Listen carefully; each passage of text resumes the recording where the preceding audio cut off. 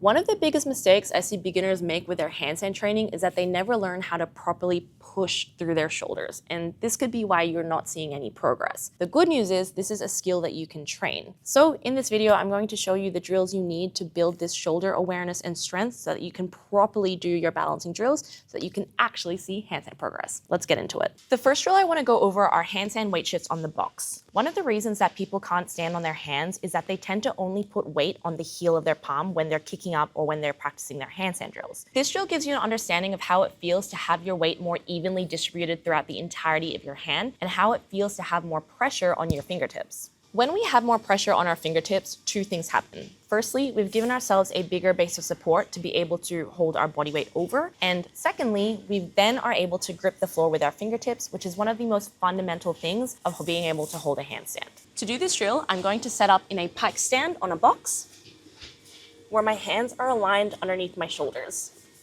From here, I'm going to shift my weight back onto the heel of my palms, basically what we're learning not to do on a handstand. And then I'm going to shift my weight forward so that my fingertips are taking a little bit more of my body weight. So one rep is coming backwards and shifting forwards.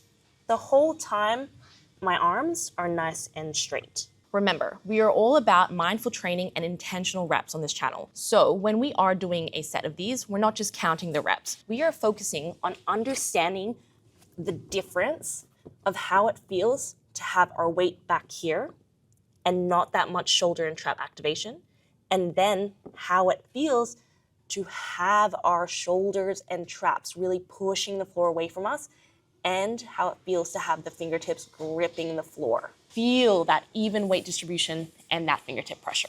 In order for us to engage our traps and to better elevate our scaps, it does help to have strong overhead active flexibility, and this drill targets exactly that. To do this drill, I'm going to be facing a wall, standing quite close to it, and then I'm going to place my forearms on the wall. From here, I'm going to lift my hands upwards. As my hands go up, the forearms, they don't have to stay on the wall, but we just want to make sure that our hands are still on the wall. So here I am, I'm sliding upwards. As I slide upwards, I'm going to focus on tucking my rib cage down to my pelvis and keeping my glutes tucked under my pelvis as well. As you can see, my arms have come off the wall, but my hands are on it still. I'm going to go as high as I can, squeezing my shoulders up to my ears. At this top point here, I'm going to push the wall away from me and bring my chest away from the wall. The whole time, I'm focusing on using my traps to squeeze my ears with my shoulders. Then I slide back down, the forearms slide back to the wall. It's a little bit easier in this position to keep the ribs down. We're gonna go again, and we're gonna focus on the ribs staying down. So here, for me, it gets a bit tricky to think about the ribs here. So I'm really crunching the ribs down. Remember, the hands stay on the wall. For about 3 seconds at the top here, I'm going to push my chest away. 1, 2, 3. The whole time that I was doing that, my shoulders were hugging my ears, and I slide back down.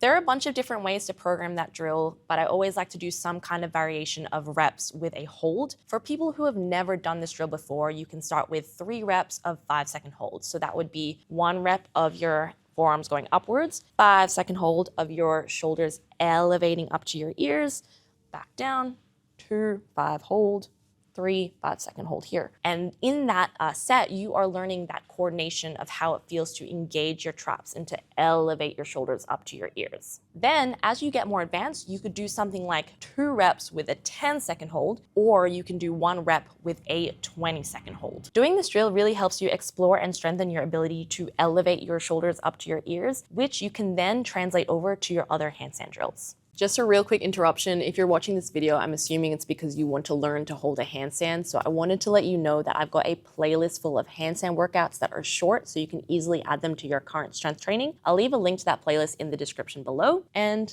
now I'll let you get back to the video. This next drill is probably going to be in every handstand tutorial that you're ever going to see, and rightfully so, because it is a staple for conditioning everything we've been talking about so far. Even weight distribution on your hands, overhead mobility, trap strength, shoulder strength, and scapular elevation. When you have better conditioning of all these things, you're able to have a more productive handstand session because you're actually performing drills with the correct activations and technique, which then means you're able to see handstand progress. That being said, this drill is something that I see being done wrong all the time, so I want to go over the handstand shrugs and what to be thinking about when doing them so that you know you're doing them correctly. Level 1 of handstand shrugs is on a box. So you're going to come into your pike position. The arms stay straight the whole time, and we're thinking about peeling the shoulders to our hips and then pushing the shoulders up to our ears. Peel and push. One of the most common errors I see here is that instead of moving up and down, people start moving forward and backwards. One of the reasons we really want to focus on up and down versus forwards and backwards is that action of scapular elevation and depression is done in the vertical plane. So if we're moving forwards and backwards, we're taking ourselves out of that plane and out of that specific handstand strength that we're trying to train. Chances are, if you're a beginner moving forwards and backwards and not vertically up and down, you're probably not maintaining that even weight distribution on your hands or that all-important fingertip pressure, which means you're missing out on the chance to train those fundamental handstand habits. Another common error when doing handstand shrugs is people bending the arms, which is showing that you're not building your awareness of keeping your arms straight. And it also means you're not strengthening that specific straight arm strength that you need to kick up and to hold your handstand. When you have built that awareness and strength of straight arms, shoulder elevation, and that vertical plane, you can then progress to doing these on the wall.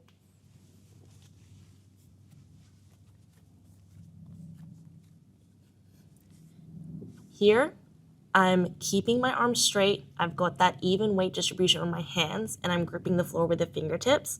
I'm going to peel the shoulders down to the hips and then push as tall as I can.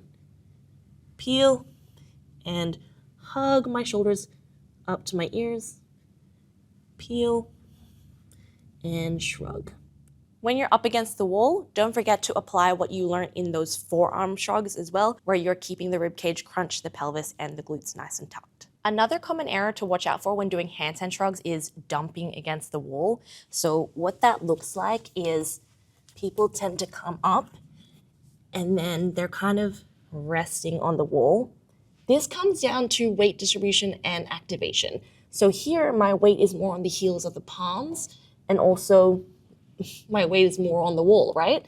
So from here, I'm going to think about that even weight distribution through the fingertips and my palms. And then I'm going to be activating through the arms, the shoulders, the traps to have more of my body weight on my hands and to have the wall just lightly supporting me. So not this, we want this, and moving up and down. Now is probably a really good time to remind you to film your training, because we never mean to be doing things with wrong technique. It just happens. And the camera provides that objective eye to remind us of what our weaknesses are and what we really need to be focusing on when we are doing these drills. While we're here, I also want to go over the nose to wall and some common errors that stop people from getting the most out of this drill, because when done correctly, this drill is also great at targeting all the strengths and handstand habits that we've been talking about in this entire video so far. So when setting up our nose to wall, we want to think about, again, that even weight distribution on the hands and gripping the floor with the fingertips. From here, my arms are straight and I'm pushing nice and tall, applying that scapular elevation you've been strengthening in all your other drills. Now here's where people tend to be going wrong in this drill. They're either dumping back on the wall or their shoulders are too open. Remember, we want to feel that tension in the shoulders and our traps, even though, yes, that makes it feel a little bit harder. So make sure the wall is lightly supporting us and we have that tension in our shoulders and our traps. Remember, being able to commit to actually having our body weight over on our hands and to generate tension there is what is going to keep us in our handstand.